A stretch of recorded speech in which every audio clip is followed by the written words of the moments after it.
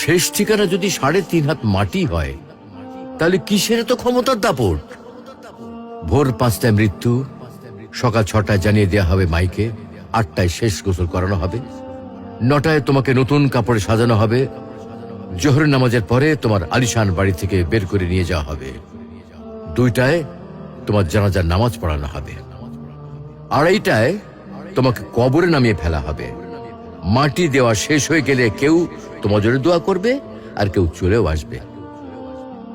এই তো জীবনের শেষ আয়োজন।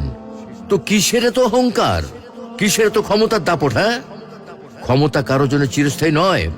অন্যায়ভাবে কাউকে ঠকালে একদিন ঠিক নিজেকেও ঠকতে হবে, এটাই নিয়ম। হ্যাঁ, এটাই নিয়ম। ভোরের সূর্যোদয়ের আলোতে যে পৃথিবী আলোকিত হয়, সন্ধ্যার সূর্যাস্তে তা আবার হারিয়ে যেত দেখি। অসত্য দিয়ে সত্যকে কখনো ঢেকে রাখা যায় না। প্রকৃতি বড়ই নির্মম।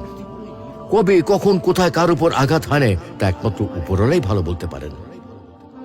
অহংকার আর দাম্ভিকতা পতনের লক্ষণ, তাই অহংকারী না হয়ে সহনশীল হন। ক্ষণস্থায়ী এই দুনিয়ায় কেউ চিরস্থায়ী নয়। এজন্য ভুলে যেতে হবে সব রোগীর স্বপ্ন, ফিরে আসতে হবে রবের দিকে, কারণ শেষ ঠিকানা তো সেই 3.5 হাত মাটি।